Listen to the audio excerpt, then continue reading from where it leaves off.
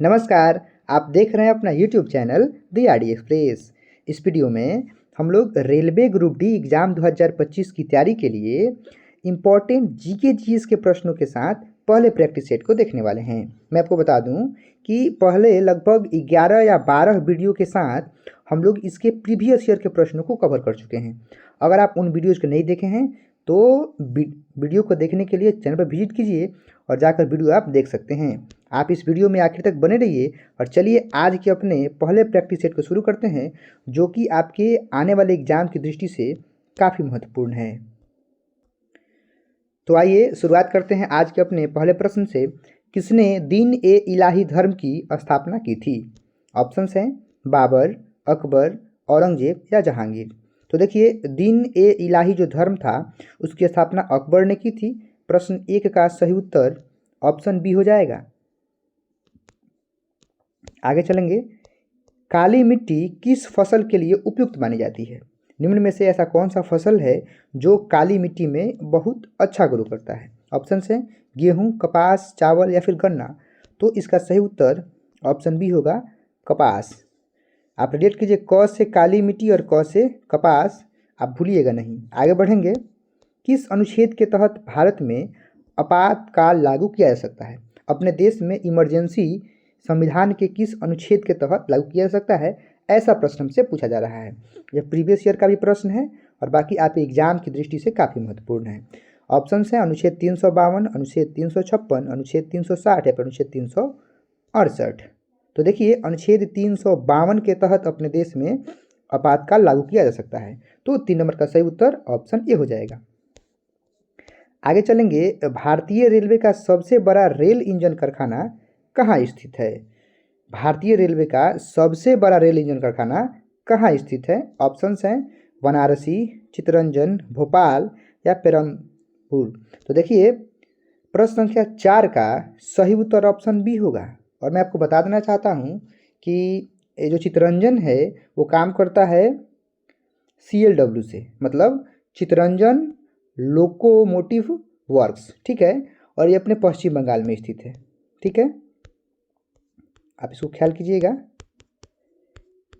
Chittaranjan locomotive works पश्चिम बंगाल में स्थित है, जो कि रेल इंजन निर्माण का सबसे बड़ा कारखाना है, ठीक है। कारखाने का नाम है, बाकी स्थित है पश्चिम बंगाल में।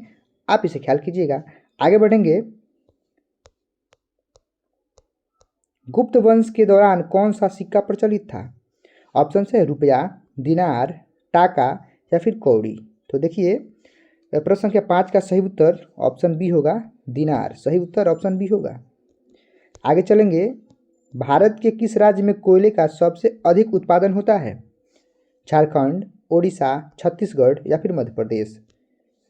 तो देखिए, झारखंड राज्य में सबसे ज़्यादा कोयले का उत्पादन होता है। सही उत्तर ऑप्शन ए होगा। आगे चलेंगे। सिकंदर और पोरस के बीच युद्ध किस नदी के किनारे हुआ था? अच्छा प्रश्न है। गंगा नदी, झेलम नदी, सिंधु या फिर सतलज। तो देखिए, बात करें सिकंदर और पोरस के बीच युद्ध की तो वो हुआ था झेलम नदी पे। सही उत्तर ऑप्शन बी हो जाएगा। आगे चलेंगे। प्रश्न संख्या 8 है। भारत के किस राज्य को चावल का कटोरा कहा जाता है? पंजाब को, छत्तीसगढ़ को, तमिलनाडु को या आंध्र प्रदेश को। तो देखिए, छत्तीसगढ़ को भारत में चावल का कटोरा कहा जाता है। देखिए, आपसे रिक्वेस्ट है कि अगर वीडियो अच्छा लगे तो वीडियो को लाइक कीजिए और चैनल को सब्सक्राइब करके बेल आइकन दबाइए ताकि आपकी तैयारी अच्छी हो सके। आगे चलेंगे। रेलवे का राष्ट्रीयकरण किस वर्ष हुआ? मतलब अपने इंडियन रेलवे का, भारतीय रेलवे का राष्ट्रीयकरण कब हुआ था? ऑप्शन हैं 1947, 1951, 1965 या 1971। तो देखिए, अपने भारतीय रेलवे का जो राष्ट्रीयकरण है वह 1951 में हुआ था। प्रश्न संख्या 9 का सही उत्तर ऑप्शन बी हो जाएगा। आगे चलेंगे। प्रश्न संख्या 10 के साथ। करें कि किस सुल्तान को भारत का दूसरा अलेक्जेंडर कहा जाता है? भारत का दूसरा अलेक्जेंडर किस सुल्तान को कहा जाता है? ऑप्शन हैं बलबन को, अलाउद्दीन खिलजी को, मोहम्मद बिन तुगलक को या फिरोज शाह तुगलक को। तो बात करें भारत के दूसरे अलेक्जेंडर की तो कहा जाता है अलाउद्दीन खिलजी को। 10 का सही उत्तर ऑप्शन बी हो जाएगा। आगे चलेंगे। चोल वंश की राजधानी कौन सी थी? ऑप्शन है तंजावुर, मदुरई, कांचीपुरम या त्रिची। तो सही उत्तर होगा तांजावुर, ऑप्शन ए करेक्ट होगा। ब्रह्म समाज की स्थापना किसने की थी?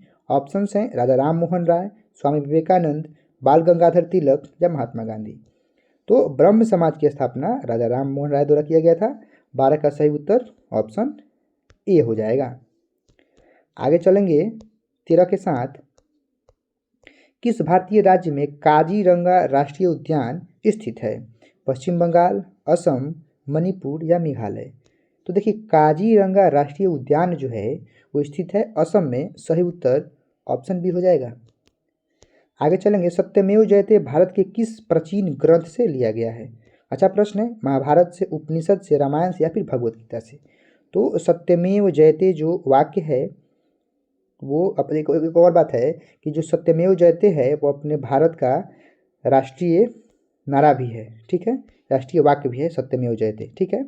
और ये उपनिषद से लिया गया है। सही उत्तर 14 का ऑप्शन बी हो जाएगा। आगे चलेंगे 15 के साथ। अब देखिए जी, ब्लू रिवॉल्यूशन का संबंध किससे है? ब्लू मतलब नीला होता है ना, तो नीली क्रांति का संबंध किससे है? कई बार रिपीटेड प्रश्न है। और हम लोग चलेंगे मछली उत्पादन के साथ। नीली क्रांति का संबंध मछली उत्पादन से है। 16 नंबर है, किस वायसराय के काल में शिमला समझौता हुआ था? अब शिमला समझौता किस वायसराय के काल में हुआ था हमसे पूछा जा रहा है। और ऑप्शंस आपके सामने है, Lord Dufferin, Lord Mountbatten, Lord Lytton या फिर लॉर्ड हार्डिंग। तो देखिए लॉर्ड माउंटबेटन के समय ही शिमला समझौता हुआ था। 16 का सही उत्तर ऑप्शन बी हो जाएगा। आगे चलेंगे 17 नंबर के साथ। भारत में सबसे लंबा रेलवे पुल कौन सा है? भारत में सबसे लंबा रेलवे पुल हमसे पूछा जा रहा है। बोगीबील ब्रिज, पंबन ब्रिज, राजेंद्र सेतु या फिर हुबली ब्रिज। इससे आप लंबा नहीं, बड़ा की बात है, ठीक है ना ये। और इस प्रश्न के अनुसार 17 का सही आंसर ऑप्शन ए होगा बोगीबील ब्रिज। अब समझ लीजिए कि जो बोगीबील ब्रिज है वो बोगीबील नदी पे स्थित है, समझिएगा, सॉरी माफ़ कीजिएगा। जो बोगीबील ब्रिज है वो ब्रह्मपुत्र नदी पे स्थित है, ठीक है, ब्रह्मपुत्र नदी पर स्थित है। और मैं आपको बता दूं कि इसकी जो लंबाई है वह 4.94 किलोमीटर है, ठीक है। और सबसे लंबी है यही बोगीबील ब्रिज भारत की, ठीक है। आगे चलेंगे प्रश्न संख्या 18 के साथ। श्वेत क्रांति का संबंध किससे है? अच्छा प्रश्न है। और श्वेत क्रांति का संबंध दुग्ध उत्पादन से होता है। सही उत्तर 18 का ऑप्शन बी होगा। आगे चलेंगे, कह रहा कि किसने भारतीय राष्ट्रीय कांग्रेस की स्थापना की थी? अच्छा प्रश्न है और कई बार रिपीटेड है और आपको पता होगा, एलन ऑक्टेवियन ह्यूम 1885 ईस्वी में किए थे। सही उत्तर ऑप्शन सी होगा, एओ ह्यूम। आगे चलेंगे 20 के साथ। कह रहा कि भारत का पहला रेलवे स्टेशन कौन था? कन्फ्यूजिंग प्रश्न है, इसका उत्तर आप कमेंट कर दीजिएगा, बाकी मैं आपको अपने स्तर से समझाने का प्रयास करता हूँ। देखिए भारत का पहला रेलवे स्टेशन कौन था हमसे पूछा जा रहा है। सबसे बड़ी बात यह है कि 16 अप्रैल 1853 को मुंबई से, ठीक है, मुंबई से थाने तक ट्रेन चली थी और वही भारत में पहली ट्रेन चली थी, ठीक है, जो कि 34 किलोमीटर दूरी तय की थी। तो शुरुआत हुआ था मुंबई से, ठीक है, और पहुंची थी कहाँ? थाने तक, थाने या फिर ठाणे कहा जाता है। तो अपने भारत में पहली रेल कब चली थी? 16 अप्रैल 1853 को। और कितनी दूरी तय की थी? 34 किलोमीटर। और कहाँ से कहाँ तक? तो मुंबई से ठाणे तक। और उसी में सिंपल सी बात है कि जहाँ से चली होगी वही ना पहला रेलवे स्टेशन होगा जी। तो देख लीजिए पहला रेलवे स्टेशन मुंबई में होगा, सिंपल सी बात है। और पहला रेलवे स्टेशन मुंबई में था जिसका नाम था बोरी बंदर। क्या नाम था? बोरी बंदर। बोरी बंदर ही भारत का पहला रेलवे स्टेशन है, ठीक है, जिसका नाम बदल के विक्टोरिया टर्मिनल कर दिया गया। इसका नाम बदल के विक्टोरिया टर्मिनल कर दिया गया और अब इसको छत्रपति शिवाजी टर्मिनल के नाम से जाना जाता है। तो मैंने इतनी सारी बातें बताई, बाकी अपने अनुसार प्रश्न संख्या 20 का आप उत्तर कमेंट कर सकते हैं। चलिए आगे बढ़ेंगे 21 के साथ। किस वंश ने एलोरा गुफाओं का निर्माण कराया था? अच्छा प्रश्न है।